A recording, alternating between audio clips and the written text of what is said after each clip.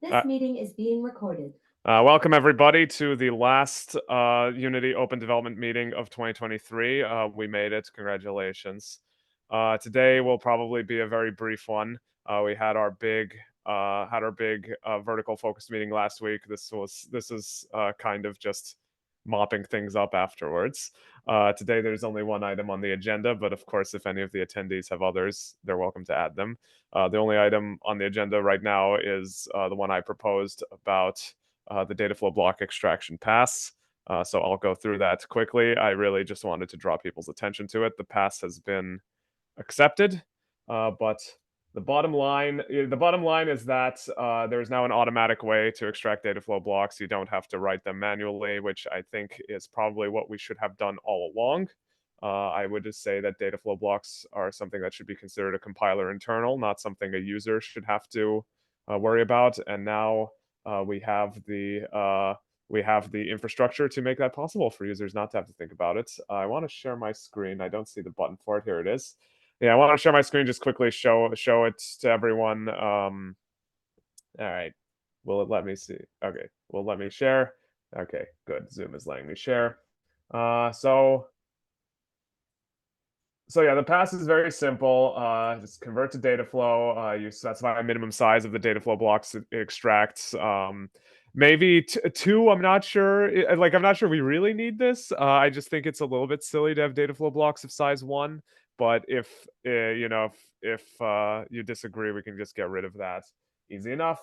The process is very simple. The way it works. I can show you this. Let's see. So that was an unrelated unrelated bug fix to help make other things work.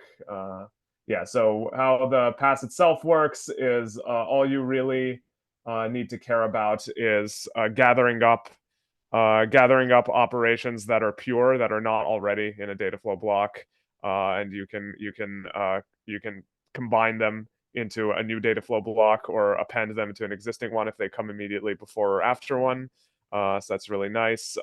So there's really just bookkeeping involved, figuring out what should be a data flow var, what shouldn't.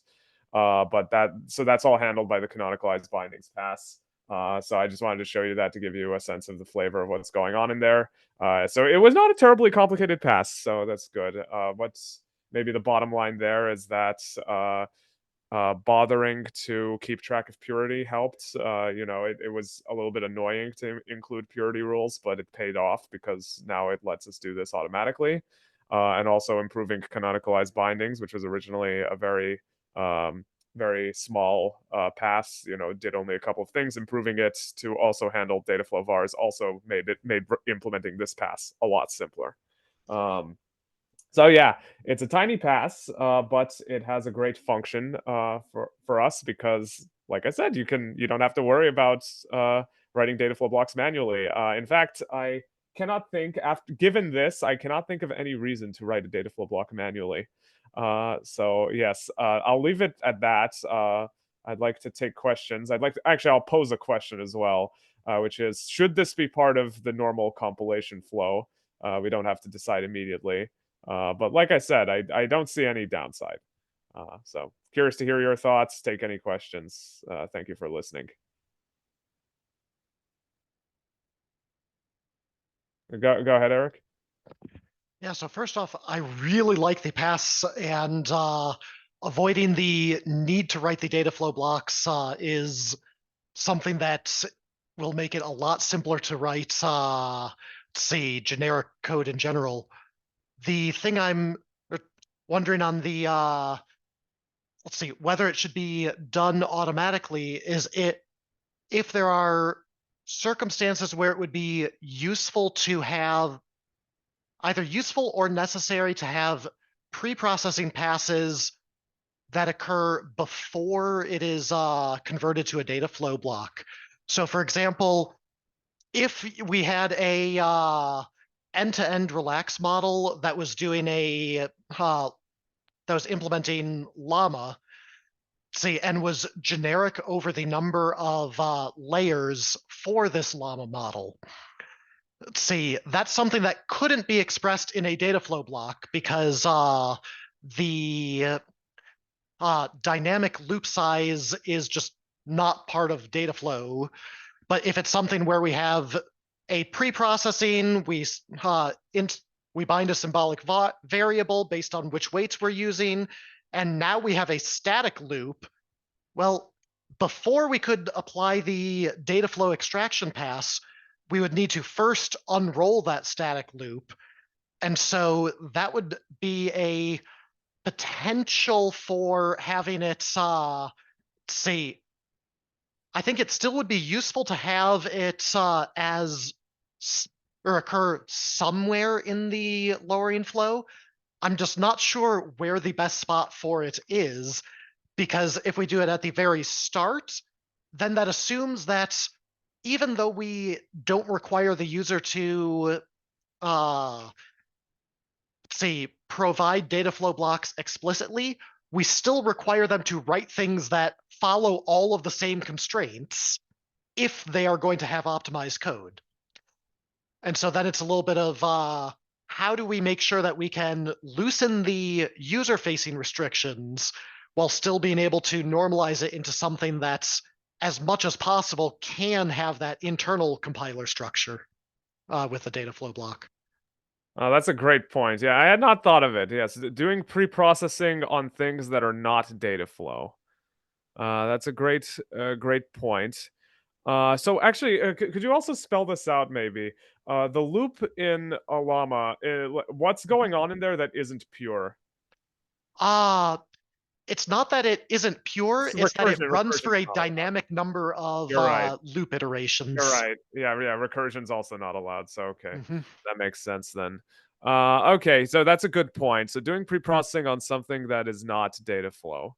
Uh, that's definitely a And case where we'd want to like I could delay also this. see some cases where it would be like, here is an if else see, which isn't strict, which if I remember correctly isn't allowed in the data flow block, but might be something that could be at a high level function used to select which of a uh, internal implementations should be delegated to.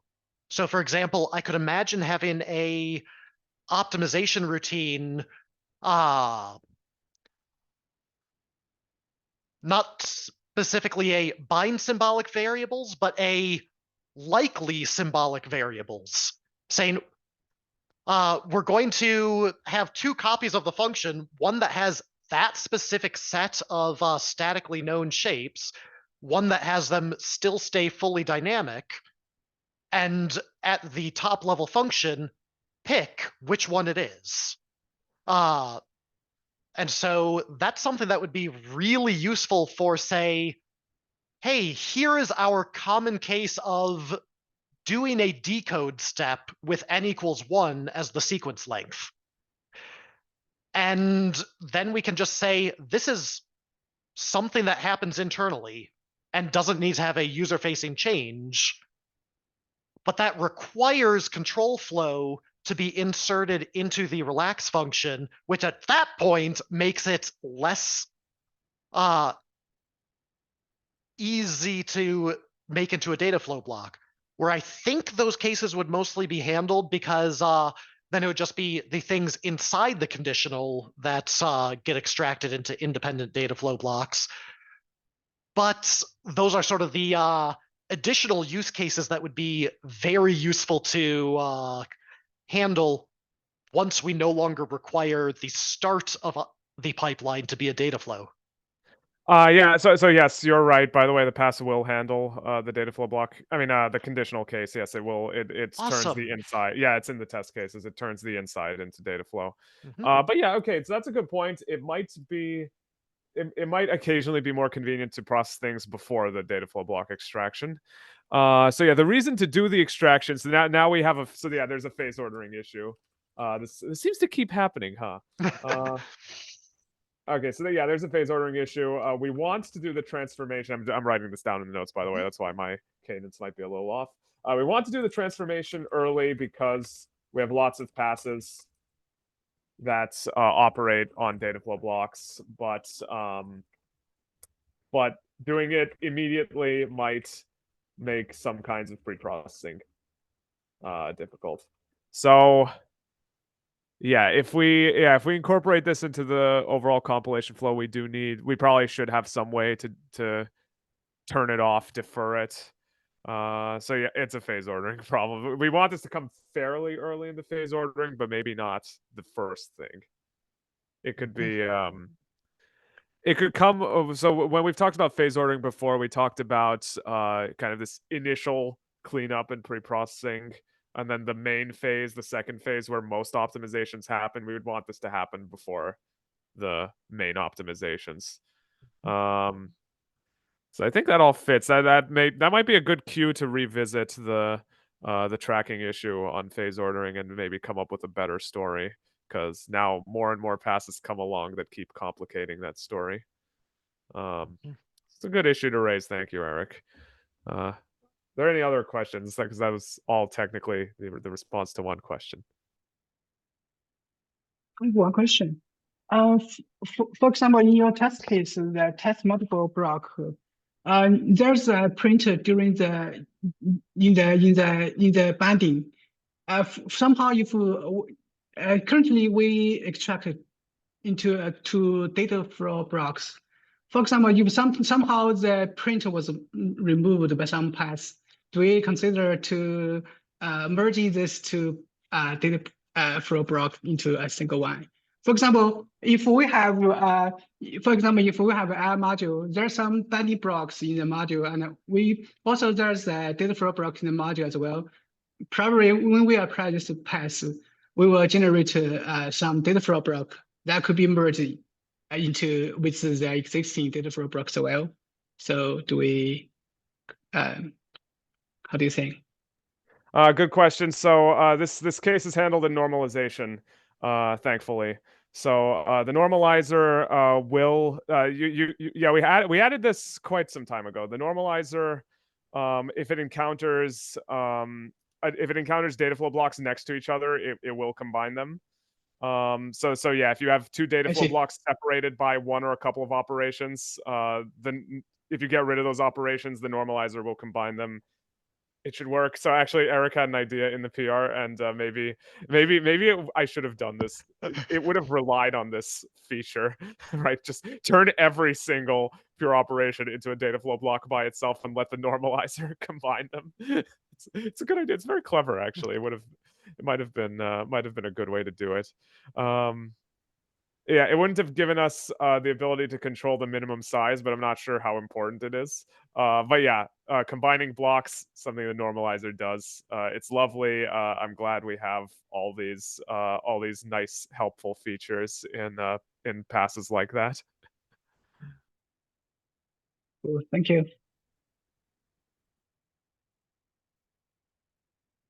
Okay, Eric, another question? Yeah, so this is a bit of a follow-up from the previous, that thinking if there are two sequential data flow blocks and if we just remove the print, then that gets handled and they merge all into one. I'm trying to think, is this a pass where we would want to run it or multiple times as part of the standard optimization flow? The reason I'm saying that is if there is something that's a pass is not just moving something into a or adding or removing, but is mutating something such that it now satisfies data flow requirements, then we could have better downstream performance if we just repeatedly hoist things into data flow blocks where possible. But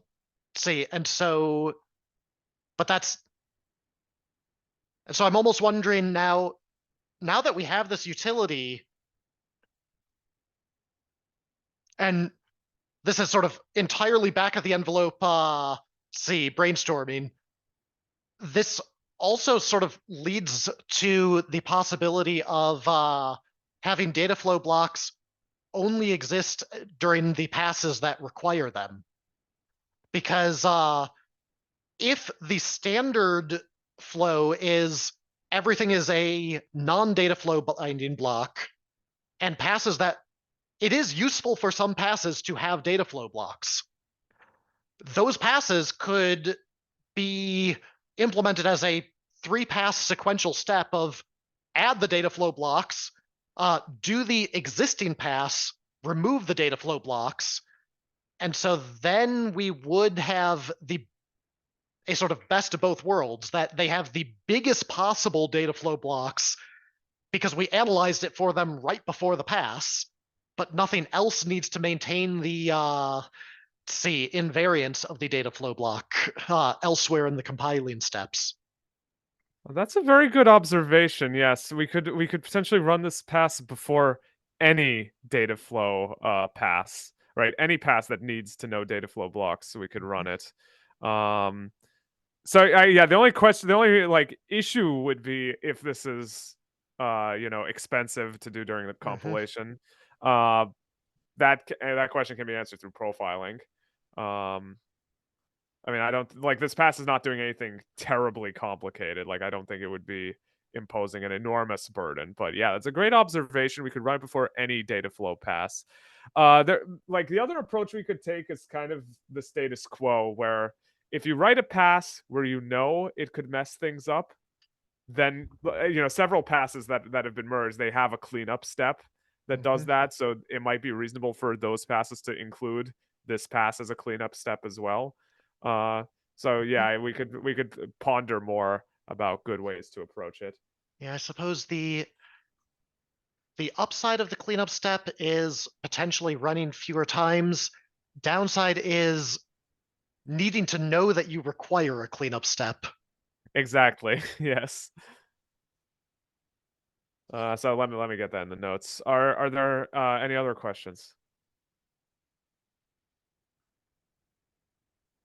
No. Okay. In that case, are there any other topics people would like to discuss in the remaining time? This is the last meeting of 2023. Perhaps we can have some high notes to end things on. Yeah, thank you everybody. I guess given that it's almost close to holiday, not a lot of people join, but it's great working together and looking forward to next year. I think by the way, Shiyuan just told me that all the Unity branch have already passed all the main tests. So one thing that we should definitely start doing new year is bringing Unity to the main, so that yeah.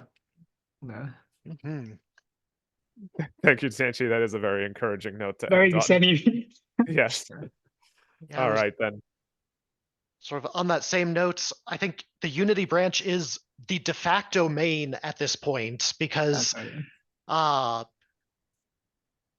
was rebasing 2 different commits that both had just stale CI results, one onto main and one onto Unity. And over the past 3 weeks, about 3/4 of the commits are all on the Unity branch. And most of the ones that are on main are there to support features that are on the Unity branch overall. And so I'd say it is the de facto main branch. It just is. And so making that be the de jure main branch as well would be even better. Yeah, let's do that in the new year. Okay. Yes. Actually, yeah, one more thing. I don't want to belabor the point, but it was actually pointed out to me, someone at Octo, he was curious about TVM contribution statistics. He showed me a graph, commits on TVM. He said, why did we have this big decline at some point? It turned out the decline, quote unquote, was because all the commits were being added to Unity and the graph was looking only at the main branch. So yeah, and yeah, if you look at Unity, it's like an almost complete shift over as far as development goes. So yes, I agree with Eric. Unity is the de facto main, and I hope that will become de jure in the next year. Sounds great. Yeah, happy new year, folks, and yes, best wishes everybody. Thanks for joining us. Bye. Thank you.